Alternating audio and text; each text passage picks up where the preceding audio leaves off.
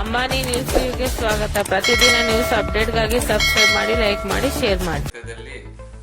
ಎಲ್ಲಿ ನೋಡಿದ್ರೆ ಅಲ್ಲಿ ಕಸದ ರಾಶಿಗಳಿವೆ ಅಂತ ನನ್ನ ಮಾಧ್ಯಮ ಮುಖಾಂತರ ನಾನು ನೋಡಿದೆ. ಏನು ಸಚಿವರು ಬಂದಾಗ ಏನೋ ಅಲ್ಲೇನು ಕಸದ ರಾಶಿಗಳು ಇರಲ್ಲ. ನೀವು ಇಲ್ಲಿ ಸೂಪರ್ವೈಸರ್ಗೆ ಈ ಥರ ಇದೆ ಯಾಕೆ ಅಂತ ವಿಚಾರಣೆ ಮಾಡಿದಾಗ ಸಿಬ್ಬಂದಿ ಕೊರತೆ ಅಂತ ನೀವು ಹೇಳಿದ್ದೀರಾ. ಅಫಿಷಿಯಲ್ ಯಾರನ್ನ ಬರುವಾಗ, ದರ್ಗಾಗೆ ಯಾರನ್ನ ವಿಸಿಟ್ ಮಾಡುವಾಗ ಆವಾಗ ಸಿಬ್ಬಂದಿ ಕೊಡ್ತೀರಲ್ವಾ, ಆವಾಗ ನೀಟಾಗಿ ಮಾಡಿರ್ತೀರ ನೀವು ಸೂಪರ್ವೈಸರ್ ಆಗಿ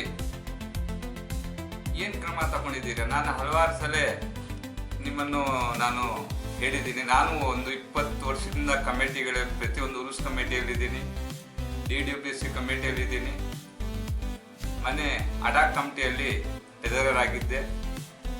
ಇಲ್ಲಿ ಕಸಗಳು ಜಾಸ್ತಿ ಇದೆ, ಗಲೀಜು ಜಾಸ್ತಿ ಇದೆ ಅಂತ ಮಾನ್ಯ ತಹಸೀಲ್ದಾರವರು ನಮಗೆ ನೋಟಿಸ್ ಜಾರಿ ಮಾಡಿದ್ರು. ನಿಮಗೂ ಮಾಡಿದ್ರು, ನಮಗೂ ಮಾಡಿದ್ರು. ನಾವು ಪಂಚಾಯತಿಂದ ಬಂದಿದ್ರು, ದರ್ಗಾ ಕಮಿಟಿಯವರೆಲ್ಲ ಬಂದು ಕಸ ಹೆಂಗೆ ಬರ್ತಾ ಇದೆ ಒಳಗಡೆ ಅಂತ ಫಸ್ಟ್ ಇದು ಮಾಡ್ಬೇಕಂತ ನಾನು ಗಲಾಟೆ ಮಾಡಿದೆ. ಇಲ್ಲಿ ಬಂದು ಊಟ ಹಂಚುವ ರೀತಿಯಲ್ಲಿ ಎಲ್ಲ ಪ್ಲಾಸ್ಟಿಕ್ಕು ಬರ್ತಾ ಇದೆ, ಪ್ರತಿಯೊಂದು ಬರ್ತಾ ಇದೆ. ಊಟ ಹಂಚಬಾರ್ದು, ಊಟವನ್ನು ಅಲ್ಲೇ ಮಾಡಿ ತಿನ್ನಿಸ್ಬೇಕು, ಆವಾಗ ಕಸ ಕಮ್ಮಿ ಆಗುತ್ತೆ ಅಂತ ಹೇಳಿಬಿಟ್ಟು ಅವತ್ತು ಮಾತಾಡ್ಕೊಂಡು ಬಂದು, ತದನಂತರ ನಾವು ಮೀಟಿಂಗಲ್ಲಿ ಕೂತ್ಕೊಂಡು ನಮ್ಮ ಕಮಿಟಿಯಲ್ಲಿ ನಾನು 2 ತಿಂಗಳ ಅವಕಾಶ ನಾನು ಕೇಳಿದೆ ಎಲ್ಲರ ಮುಂದೆ. ನಿನ್ನ ಕೈಯಲ್ಲಿ ಮೇಂಟೆನೆನ್ಸ್ ಮಾಡೋಕ್ಕಾಗ್ತಾ ಇಲ್ಲಪ್ಪ, ನೀನು 20 ವರ್ಷ 21 ವರ್ಷದಿಂದ ಇಲ್ಲಿ ಇದೆಯಾ, ಮೇಂಟೆನೆನ್ಸ್ ಮಾಡ್ತಾ ಇಲ್ಲ, ನಿನ್ನ ನಿರ್ಲಕ್ಷ್ಯನೇ ಇದಕ್ಕೆ ಕಾರಣ. 2 ತಿಂಗಳು ನನಗೆ ಕೊಡು. ನಮ್ಮ ಸ್ಟಾಫ್ ಏನು ಕಮ್ಮಿ ಇದೆ ಆ ಸ್ಟಾಫ್ ತಗೊಂಡು ನನಗೆ 2 ತಿಂಗಳು ಕೊಡು. ಒಂದು ಚೂರು ಗಲೀಜು ಬರದೆ ನಾನು ನೋಡ್ತೀನಿ, ನಾನು ಮೇಂಟೆನೆನ್ಸ್ ಮಾಡ್ತೀನಿ. ಇದನ್ನು ಯಾಕಂದ್ರೆ ಬೆಂಗಳೂರಿಂದ ಬಂದಿರೋದು. ಇಲ್ಲಿ ಕಸ ಜಾಸ್ತಿ ಐತೆ. ದೇವಸ್ಥಾನ ಹತ್ರ ಬಂದಿರೋದಕ್ಕೆ ಬಹಳ ಗಲೀಜಿದೆ. ಕ್ಲೀನ್ ಮಾಡೋರು ಯಾರು ಇಲ್ಲ ಇಲ್ಲಿ. 3 ದಿವಸದಿಂದ ನೋಡ್ತಾ ಇದ್ದೀನಿ, ಹಂಗೆ ಗಲೀಜಿದೆ ಇಲ್ಲಿ. ಯಾರು ಹಂಗೆ ಗಲೀಜ್ ಒಳಗೆ ಮಳ್ಕೋಬೇಕಾಗಿತ್ತಿಲ್ಲ. ಒಳಗಡೆ ಹೋಗಿದ್ರೆ ಚಾಪೆ ಹಾಕಿ ಎಲ್ಲ ಇಕ್ಕೊಂಡ್ಬಿಡ್ತಾರೆ, ಜಾಗ ಮಾಡ್ಕೊಡಲ್ಲ. ಅಲ್ಲಿ ರಾತ್ರಿವರೆಗೂ ಬರೋವರೆಗೂ ಜಾಗ ಇಲ್ಲ. ಚಳಿ ಒಳಗೆ ಮಳ್ಕೋಬೇಕು, ಗಲೀಜೊಳಗೆ ಮಳ್ಕೋಬೇಕು. ಮಕ್ಕಳು ತಗೊಂಡ್ಬಂದು ಕೂತ್ಕೋಬೇಕು. ಇಲ್ಲ ಅಂದ್ರೆ ಹಂಗೆ 20 ವರ್ಷದಿಂದ ಬರ್ತಾ ಇದ್ದೀನಿ. ಅವಾಗ ಚೆನ್ನಾಗಿತ್ತು ಸ್ವಲ್ಪ. ಈಗ ಮತ್ತೆ ಸ್ವಲ್ಪ ಏನು ಬಹಳ ಗಲೀಜ್ ಮಾಡ್ಬಿಡ್ತಾ ಇದಾರೆ. ಎಷ್ಟು ದೊಡ್ಡ ಮಾಡ್ತಾ ಇದಾರೆ ಅಷ್ಟೊಂದು ಗಲೀಜ್ ಆಗ್ತಾ ಇದೆ. ಮೊದ್ಲಿಂಗ ಏನು ಗಲೀಜ್ ಆಗ್ತಾ ಇರ್ಲಿಲ್ಲ, ಇರ್ತಾ ಇದ್ದು ಮೊದಲು ಅಂತ ಬಾಬು ಆಗಿರ್ತಿದ್ರು, ಎಲ್ಲ ಕ್ಲೀನ್ ಮಾಡ್ತಾ ಇದ್ರು. ಈಗಿಂದ ಇಷ್ಟೊಂದು ಜಾಸ್ತಿ ಗಲೀಜ್ ಆಗ್ಬಿಟ್ಟಿರೋದು. 20 ವರ್ಷದಿಂದ ಬರ್ತಾ ಇದ್ದೀವಿ ನಾನು. ಫಾತಿಮಾ, ಬೆಂಗಳೂರು. ಏನಪ್ಪ ಇದು, ಈ ಕಡೆ ಬಂದ್ರೆ ಇಷ್ಟು ಗಲೀಜು. ರಾತ್ರಿ ಬಂದಿದ್ದೀವಿ, ಇವಾಗ ನೋಡ್ರೆ ಎಲ್ಲಿ ನೋಡ್ರೆ ಕಸ. ಹಿಂಗ್ ನೋಡಕ್ಕೆ ನಾವು ಊರಿಗೆ ಆಚೆ ಹೋಗ್ಬಿಡ್ತಾ ಇದೀವಿ, ಎಲ್ಲಿ ನೋಡ್ರು ಕಸ ಜಾಸ್ತಿ ಇದೆ. ಏನ್ ಮಾಡ್ಬೇಕು? ಹಿಂಗೆ ಕಸದಾಗ ಮಲ್ಕೊಡ್ಬೇಕಾ ನಾವು? ಅಷ್ಟು ನಾಜಕ್ಕೆ ಇಲ್ಲ, ಎಲ್ಲಿ ನೋಡ್ರೆ ಗಲೀಜು. ಅಲ್ಲಿಂದ ದೇವ್ರಿಗೆ ನೋಡಕ್ ಬರ್ತೀವಿ ನಾವು. ಇಲ್ಲಿ ನೋಡ್ರೆ ತುಂಬಾ ಗಲೀಜು. ದೊಡ್ಡಬಳ್ಳಾಪುರ. ನಾನು ಮೊದಲು ಹೇಳಿದ್ದೀನಿ ನೋಡ್ರಿ, ಇವರು ಸ್ಥಳೀಯವರು. ಯಾಕಂದ್ರೆ ನಾನು ಸ್ಥಳೀಯವನಿದ್ರೆ, ನಾನು ಒಂದು ರಾಜಕೀಯ ವ್ಯಕ್ತಿ ಇದ್ರೆ ನಾನು 100% ಏನು ಸ್ಟ್ರಿಕ್ಟಾಗಿ ಮಾಡೋಕ್ಕಾಗೋದಿಲ್ಲ.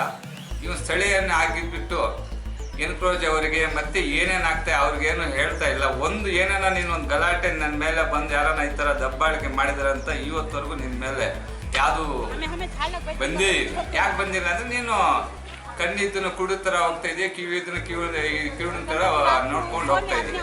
ನಿನ್ಗೇನು ಬೇಕು? ಸಂಬಳ ಬರ್ಬೇಕಷ್ಟೆ, ಏನೇನು ಆಗೋದು. ಇವಾಗ ಉಂಡಿ ಬರ್ತಾ ಬರ್ತಾ ಜಾಸ್ತಿ ಆಗೋದ ಕಮ್ಮಿ ಆಗೋದು? ಮೊನ್ನೆ 6 ತಿಂಗಳು ಉಂಡಿ ಎಷ್ಟು ಕಮ್ಮಿ ಆಗಿದೆ? ಒಂದು ತಿಂಗಳಿಗೆ ಎಷ್ಟು ಸರ್ಕಾರದಿಂದ ಅನುದಾನ ಬರ್ತಾ ಇದೆ? ಆ ದುಡ್ಡು ಎಲ್ಲ, ಅಷ್ಟು ದುಡ್ಡು ನೀವು ತಗೊಂಡು ಉಂಡಿ ತೆಗೆದಾಗೆಲ್ಲ ಬಗಲ್ ಗಮ್ಗಳು ಎಲ್ಲ ಅದ್ರಲ್ಲಿ ಬಿದ್ದಿರುತ್ತೆ. ಅದು ಹೆಂಗೆ ಬಿದ್ದಿರ್ತೀವಿ? ಇನ್ನೇನು ಸೂಪರ್ವೈಸರ್ ಕೆಲಸ ನೀನು ಮಾಡ್ತಾ ಇದ್ದೀವಿ. ಹೋಗ್ಲಿ, ನಿನ್ನ ಅಂಗಡಿಗಳು ಕೊಟ್ಟಿದ್ರೆ ಅವ್ರಿಗೆಲ್ಲ ಹೋಗಿ ಕಸ ಆಗ್ಬಾರ್ದು ಅಂತ ಹೇಳಿದಾರ. ಇವಾಗ ಎತ್ಕೊಂಡೋಗಿ ರೋಡ್ ಇಷ್ಟು ಅಗಲ ಮಾಡಿದ್ದಾರೆ. ಈ ಕಡೆ ಆ ಕಡೆ ಎಲ್ಲಾನು ರೋಡ್ಗಳು ಗಾಡಿ ಬಿಟ್ಟಿರ್ತೇನೆ. ನೀನು ಹೋಗಿ ಏನನ್ನ ಹೇಳಿದೀಯಾ ಗಾಡಿಗಳು ಹಿಂಗೆ ಬಿಡಬೇಡಿ, ಹಿಂಗೆ ಬಿಡಬಾರ್ದು ಅಂತ? ಅಗ್ಲೀಕರಣ ಮಾಡಿರೋದು ಯಾರಿನ ಉದ್ದೇಶದಿಂದ? ವೆಹಿಕಲ್ಸ್ ಬರ್ತಾರೆ, ಟೂರಿಸಂ ಪ್ಲೇಸು, ಜಾಸ್ತಿ ವೆಹಿಕಲ್ ಬರುತ್ತೆ, ಯಾರಿಗೂ ತೊಂದರೆ ಆಗಬಾರ್ದು, ವಿಶಾಲವಾಗಿ ಜಾಗ ಇದ್ರೆ ಏನು ತೊಂದರೆ ಆಗಲ್ಲ ಅಂತ. ವಿಶಾಲವಾಗಿಲ್ಲ, ವಿಶಾಲವಾಗಿ ಜಾಗ ಮಾಡ್ಕೊಂಡು ಇವಾಗ ನೋಡಿ, ನೀವೆಲ್ಲ ನೋಡಿ ಈ ಸೈಡೆಲ್ಲ ಅಂಗಡಿಗಳಿದೆ, ಇವಾಗ ಹೋಗಿ ನೋಡಿ ನೀವು. ಅದ್ಯಾರು ನಾವು ಜವಾಬ್ದಾರಿ? ನಾವಾ ಸಂಬಳ ತಗೊಳ್ತಾ ಇರೋದು? ಯೋಚನೆ ಮಾಡಿ ನೋಡ್ಬೇಕು. ನೀನ್ ಎತ್ಕೊಂಡು ಏನು ಬೋರ್ಡ್ ಕೊಟ್ಟಿದೀಯ? ಆಯ್ತು ಸರ್ ಅಂತ ತಹಸೀಲ್ದಾರ್ ಹತ್ರ ಸುದರ್ಶನ್ ಯಾದವ್ ಸರ್ ಹತ್ರ ನೀನು ಒಪ್ಕೊಂಡು ಬಂದಲ್ಲ, ಏನು ಮಾಡಿದೆ ನಾವು ಗಿಡಗಳು ಹಾಕಿ ಏನು ಇಂಥ ಪವಿತ್ರ ಸ್ಥಳ ಒಂದು ಗಿಡಗಳು ಹಾಕ್ಬೇಕಂತ ಹೇಳಿಬಿಟ್ಟು ಹೋದ್ರೆ ಆ ಥರ ನಾವು CEO ಇದ್ದಾಗ ಅವ್ರು ಬಂದು ಹಾಕಿದ್ರು. ಇವಾಗ DC ಆಗಿದ್ದಾರೆ ಅವರು, ಬಂದು ಅವರೆಲ್ಲ ಖುದ್ದಾಗಿ ಗಿಡಗಳು ನೆಟ್ಟೋದ್ರು. ಒಂದು ಗಿಡ ಇದೆಯಾ? ತದನಂತರ ನಾನು ಬೆಂಗಳೂರಿಂದ ಎಲ್ಲ ಮೆಸ್ಗಳು ತರಿಸಿ ನಾನು ಬೆಂಗಳೂರು ಅವ್ರ ಕಡೆಯಿಂದ ಗಿಡಗಳನ್ನ ನಾಟಿ ನಾನು ಮಾಡಿದೆ. ಒಂದು ಗಿಡ ಏನೇನಿದೆಯಾ? ಮೊದಲು ಹೇಳಿದ್ರೆ ಏನೋ ಒಂದು ನೆಪ ಹೇಳ್ತಾ ಇದ್ದೆ, ನಮ್ಮ ಕಾಂಪೌಂಡ್ ಇಲ್ಲ, ಏನಿಲ್ಲ, ಮೇಕೆಗಳು ಬರುತ್ತೆ, ಇನ್ನೊಂದು ಬರುತ್ತೆ ಅಂತ ಹೇಳಿಬಿಟ್ಟು, ಮೇಕೆಗಳು ಬರುತ್ತೆ ಇಂತ ಎಲ್ಲ ಹೇಳ್ತಾ ಇದ್ದೆ. ಇವಾಗ ಕಾಂಪೌಂಡ್ ಎಲ್ಲ ಹಾಕಿದ್ದೀರಲ್ಲಪ್ಪ, ಮೂರ್ಗೆಟ್ಟು. ನಾವು ಎಷ್ಟೋ ಸಲ ಹೇಳಿದ್ದೀರಿ, ಟೈಮ್ ಟೇಬಲ್ ಹಾಕಪ್ಪ, ನೀವು ವಾಚ್ಮೆನ್ಗಳಿಗೆ ಟೈಮ್ ಕೊಟ್ಟು, ಒಳಗಡೆ ಏನು ಬೇಕಾಗಿಲ್ಲ, ಉಂಡಿ ಹತ್ರ ಏನು ಬೇಕಾಗಿಲ್ಲ, ಗೇಟಲ್ಲೆಲ್ಲ ವೆರಿಫೈ ಮಾಡಿ, ಚೆಕ್ ಮಾಡಿ. ಇವಾಗ ಎಂತ ಇದಕ್ಕಿಂತ ಪ್ರಸಿದ್ಧಿಯಾದ ಸ್ಥಳಗಳು, ಇನ್ನೂ ಜಾಸ್ತಿ ದಟ್ಟವಾಗಿ ಜನ ಬರೋ ಸ್ಥಳಗಳಲ್ಲಿ ದೇವಸ್ಥಾನದ ಹತ್ರ ಎಷ್ಟು ಕ್ಲೀನ್ ಆಗಿದೆ. ಯಾಕೆ ಅವ್ರು ವೆರಿಫೈ ಮಾಡಿ ಕಳಿಸ್ತಾ ಇದಾರೆ? ನೀನು ಎಷ್ಟು 100 ಸಲ ಹೇಳಿದ್ದೀನಿ, ಗೇಟಲ್ಲಿ ಮನುಷ್ಯ ಇಕ್ಕಪ್ಪ, ಚೆಕ್ ಮಾಡಿ ಕಳಿಸು, ಒಳಗಡೆ ತಿನ್ನೋ ಪದಾರ್ಥನ ಕಳಿಸ್ಬೇಡ. ಅವಾಗ ಕಸ ಹೆಂಗ್ ಬರುತ್ತೆ? ಸಿಬ್ಬಂದಿ ಇಲ್ಲ ಅಂದ್ರೆ ಇವಾಗ ಕ್ಲೀನ್ ಮಾಡಿಬಿಟ್ಟಿದೆ, ಹೆಂಗ್ ಮಾಡಿಬಿಟ್ಟಿದೆ, ನೆನ್ನೆ ನ್ಯೂಸ್ಗೆ ಹಾಕ್ತಾನೆ, ಸಿಬ್ಬಂದಿ ಎಲ್ಲಿಂದ ಬಂದ್ರು? ನೀನ್ ಕಸ ಹಾಕಕ್ ಜಾಗ ಇಲ್ಲ ಅಂದ್ರೆ 1.5 ವರ್ಷದಿಂದ ನನ್ನ ಸ್ವಂತ ಜಮೀನಲ್ಲಿ ನಾನು ಹಾಕ್ಕೊಂತ ಇದ್ದೀನಿ, ನನ್ನ ತೋಟದಲ್ಲಿ ಹಾಕೊಂತ ಇದ್ದೀನಿ. ಅಲ್ಲೆಲ್ಲ ಫುಲ್ ಐತೆ ಅಂತ ನನ್ನ ಫ್ರೆಂಡ್ ಹತ್ರ ಮಾತಾಡಿ ಅಲ್ಲೊಂದು ಜಾಗ ಕೊಡ್ಸಿದ್ದೀನಿ, ಅಲ್ಲೆತ್ಕೊಂಡು ಹಾಕಿಪ್ಪ ಅಂತ. ನೀನು ಜವಾಬ್ದಾರಿಯಾಗಿ ಏನು ಮಾಡ್ತಾ ಇದೀಯ? ನೀವು ಸೂಪರ್ವೈಸರ್ ಆಗಿಬಿಟ್ಟು ನೀನು ಇರೋವರೆಗೂ ಈ ಬೋರ್ಡ್ ಅವ್ರನ್ನ ಗಮನ ಹಾಕಬೇಕು. ಇವ್ರು ಇರೋವರೆಗೂ ಇಲ್ಲೇನು ಸ್ವಚ್ಛತೆನೂ ಆಗೋದಿಲ್ಲ, ಏನಾಗಲ್ಲ. ಏನು ಎನ್ಕರೇಜ್ ಮಾಡ್ತಾ ಇದ್ರು ಕಣ್ಣು ಮುಚ್ಕೊಂಡು ಇರ್ತೀಯ. ಯಾಕೆ? ಒಬ್ಬ ಒಂದು ಮಾತು ಹೇಳಬೇಕು, ಒಂದು ಮಾತು ಅನ್ಸ್ಕೋಬೇಕು, ಎಲ್ಲರಿಂದ ಚೆನ್ನಾಗಿರ್ಬೇಕು ಅಂತ. ಚೆನ್ನಾಗಿರ್ಬೇಕಂದ್ರೆ ಇನ್ನು ಜವಾಬ್ದಾರಿ ಸ್ಥಾನದಲ್ಲಿ ಇರೋದು, ನಿನ್ನ ಮನೆ ನಿನ್ನ ಸ್ವಂತ ಇದರಲ್ಲಿ ಎಲ್ಲ ಇರೋದು. ನನ್ನ ಇಷ್ಟ ಬಂದಂಗೆ ನಾನು ಎಲ್ಲರಿಗೂ ಚೆನ್ನಾಗಿರ್ಲಿ ಅಂತ ಜವಾಬ್ದಾರಿ ರೀತಿಯಲ್ಲಿದೆಯಾ? ಜವಾಬ್ದಾರಿ ನಿಭಾಯಿಸಕ್ಕಿದ್ರೆ ಇರು, ಇಲ್ಲಿದ್ರೆ ಬೇರೆ ಕಡೆ ಟ್ರಾನ್ಸ್ಫರ್ ಮಾಡ್ಕೊಂಡು ಹೋಗು. ನಾನು ಮೊದಲು ಹೇಳಿದ್ದೀನಿ, ಇವ್ರನ್ನ ಬೇರೆ ಕಡೆ ಟ್ರಾನ್ಸ್ಫರ್ ಮಾಡಿ. ಇವರಿದ್ರೆ ಡೆವಲಪ್ಮೆಂಟ್ ಮಾಡೋಕ್ಕಾಗೋದಿಲ್ಲ. ಇವ್ರಿಗೆ 22 ವರ್ಷದಿಂದ ನಾವು ನೋಡ್ತಾ ಇದೀವಿ. ಬೆಂಗಳೂರಿಂದ ಬಂದಿರೋದು, ಇಲ್ಲಿ ಕಸ ಜಾಸ್ತಿ ಐತೆ. ದೇವಸ್ಥಾನ ಹತ್ರ ಬಂದಿರೋದಕ್ಕೆ ಬಹಳ ಗಲೀಜಿದೆ. ಕ್ಲೀನ್ ಮಾಡೋರು ಯಾರು ಇಲ್ಲ ಇಲ್ಲಿ. 3 ದಿವಸದಿಂದ ನೋಡ್ತಾ ಇದೀನಿ, ಹಂಗೆ ಗಲೀಜಿದೆ ಇಲ್ಲಿ. ಯಾರು ಹಂಗೆ ಗಲೀಜ್ ಒಳಗೆ ಮಳ್ಕೋಬೇಕಾಗಿತ್ತು. ಇಲ್ಲಿ ಒಳಗಡೆ ಹೋಗಿದ್ರೆ ಚಾಪೆ ಹಾಕಿ ಎಲ್ಲ ಇಟ್ಕೊಂಡ್ಬಿಡ್ತಾರೆ, ಜಾಗ ಮಾಡ್ಕೊಡಲ್ಲ. ಅಲ್ಲಿ ರಾತ್ರಿವರೆಗೂ ಬರೋವರೆಗೂ ಜಾಗ ಇಲ್ಲ. ಚಳಿ ಒಳಗೆ ಮಳ್ಕೋಬೇಕು, ಗಲೀಜ್ ಒಳಗೆ ಮಳ್ಕೋಬೇಕು. ಮಕ್ಕಳು ತಗೊಂಡ್ಬಂದು ಕೂತ್ಕೋಬೇಕು. ಇಲ್ಲ ಅಂದ್ರೆ ಹಂಗ 20 ವರ್ಷದಿಂದ ಬರ್ತಾ ಇದ್ದೀವಿ. ಅವಾಗ ಚೆನ್ನಾಗಿತ್ತು ಸ್ವಲ್ಪ. ಈಗ ಮತ್ತೆ ಸ್ವಲ್ಪ ಏನೋ ಬಹಳ ಗಲೀಜ್ ಮಾಡ್ಬಿಡ್ತಾ ಇದಾರೆ. ಎಷ್ಟು ದೊಡ್ಡ ಮಾಡ್ತಾ ಇದಾರೆ, ಅಷ್ಟೊಂದು ಗಲೀಜ್ ಆಗ್ತಾ ಇದೆ. ಮೊದ್ಲಿಂದ ಇಲ್ಲಿ ಏನು ಗಲೀಜ್ ಆಗ್ತಾ ಇರ್ಲಿಲ್ಲ, ಇತ್ತು. ಮೊದಲಿಂದ ಬಾಬು ಅದಿರ್ತಿದ್ರೊಳಗೆ ಎಲ್ಲ ಕ್ಲೀನ್ ಮಾಡ್ತಾ ಇದ್ರು. ಈಗಿಂದ ಇಷ್ಟೊಂದು ಜಾಸ್ತಿ ಗಲೀಜ್ ಆಗ್ಬಿಟ್ಟಿರೋದು. 20 ವರ್ಷದಿಂದ ಬರ್ತಾ ಇದ್ದೀನಿ ನಾವು. ಬೆಂಗಳೂರು ಸೆಕ್ರೆಟರಿ ಅಧ್ಯಕ್ಷ ಏನಪ್ಪ ಇದು? ಈ ಕಡೆ ಬಂದ್ರೆ ಇಷ್ಟು ಗಲೀಜು. ರಾತ್ರಿ ಬಂದಿದ್ದೀವಿ, ಇಲ್ಲಿ ನೋಡಿದ್ರೆ ಕಸ. ಕಮಿಟಿ ಎಷ್ಟು ವರ್ಷ ಆಗಿದೆ? ಯಾವ ಕಮಿಟಿ ಮಾಡ್ತಾ ಇಲ್ಲ? ಹಿಂಗ್ ನೋಡಕ್ಕೆ ನಾವು ಊರಿಗೂ ಆಚೆ ಹೋಗ್ಬಿಡ್ತಾ ಇದ್ವಿ, ಎಲ್ಲಿ ನೋಡ್ರು ಕಸ ಜಾಸ್ತಿ ಇದೆ. ಅದಕ್ಕೋಸ್ಕರ ಕಮಿಟಿ ಮಾಡಿದ್ರೆ ಕಸ ಮಾಡ್ಕೊಡ್ಬೇಕಾ ನಾವು? ಅಂತ ಹೇಳ್ಬಿಟ್ಟು ಅಷ್ಟು ನಾಜಕ್ಕೆ ಇಲ್ಲ, ಎಲ್ಲಿ ನೋಡ್ರೆ ಗಲೀಜು. ಅಲ್ಲಿಂದ ದೇವ್ರಿಗೆ ನೋಡಕ್ ಬರ್ತೀವಿ ನಾವು. ಇಲ್ಲಿ ನೋಡಕ್ ತುಂಬಾ ಗಲೀಜು. ಒಳ್ಳೆ ಕೆಲಸ ಮಾಡಬೇಕು. ದೊಡ್ಡಬಳ್ಳಾಪುರ ತಹಸೀಲ್ದಾರ್ಗೆಲ್ಲರೂ ದೂರ ಕೊಟ್ಟಿದ್ದೀವಿ, ಈ ತರ ಇದೆ ಅಂತ ಹೇಳ್ಬಿಟ್ಟು. ಬೋರ್ಡ್ ಅವ್ರಿಗೂ ನಾವು ಸಮಿತಿಯಿಂದಾನು ನಾವು ಕೊಟ್ಟಿದ್ದೀವಿ. ಅವ್ರೇನ್ ಹೇಳ್ತಾ ಇದಾರೆ, ನಿಮ್ಮ ಹತ್ರ ಅಟೆಂಡರ್ಗಳು ಇಲ್ವಲ್ಲ, ತಕೊಳ್ಳಿ ಅಂತ ಅವ್ರು ಹೇಳಿದಾರೆ. ಇಲ್ಲಿ ತಕೊಂಡ್ತಾ ಇಲ್ಲ.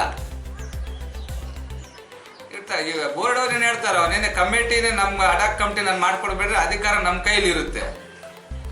ಅದು ನಾವು ತಗೊಳ್ಳಿ ಅಂದ್ರೆ ನೀವು ಅವ್ರು ಬೇಕು ಇವ್ರು ಬೇಕು ಅಂತ ಹೇಳ್ಬಿಟ್ಟು ರಾಜಕೀಯ ಮಾಡ್ಕೊಂಡು ದಿನ ತಕೊಂಡ್ರೆ ಸುಮ್ಮನೆ ಇದ್ದಾರೆ.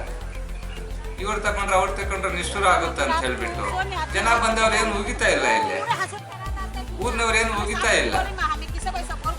ಯಾಕಂದ್ರೆ ಎಲ್ಲ ನೀವೇ ಎಲ್ಲ ಇರೋದು, ಯಾರು ಏನು ಹೇಳಲ್ಲ. ಊರವರು ಆಚೆ ಕಡೆ ಬಂದವರು ಒಂದು ಧಾರ್ಮಿಕ ಸ್ಥಳ, ಇದು ಪವಿತ್ರವಾದ ಅಂತಾರಾಷ್ಟ್ರೀಯ ಮಟ್ಟದಲ್ಲಿ ಮಾಡ್ಬೇಕಂತ ಈಗ ಸಚಿವರು ಅದರ ಬಗ್ಗೆ ಗಮನ ಹರಿಸಿ 32 ಕೋಟಿಗಳ ಅನುದಾನ, ಮೈನಾರಿಟಿ ಅನುದಾನ ತಂದುಕೊಟ್ಟಿದ್ದಾರೆ ಅವರು. ಆದರೆ ಏನು ಹೇಳಿದ್ರೇನೋ ಅವರು ಕಾಟಾಚಾರಕ್ಕೆ ಹ್ಞೂ ಅಂತ ಹೇಳ್ತಾರೆ, ಆಮೇಲೆ ಸುಮ್ಮನೆ ಆಗಿಬಿಡ್ತಾರೆ. ದುಡ್ಡು ಇದು ಅಡ್ಜಸ್ಟ್ಮೆಂಟ್ ಮಾಡ್ಕೊತಾರೆ, ಸುಮ್ಮನೆ ಆಗಿಬಿಡ್ತಾರೆ. ಈ ಒಗ್ಗೂಡಲ್ಲಿ ಇನ್ನೇನಿದೆ, ರಾಜಕೀಯ ಅವ್ರ ಒತ್ತಡಗಳು. ಒಗ್ಗೂಡವ್ರಿಗೆ ಅಫಿಷಿಯಲ್ ಕೆಲಸ ಮಾಡಲ್ಲ.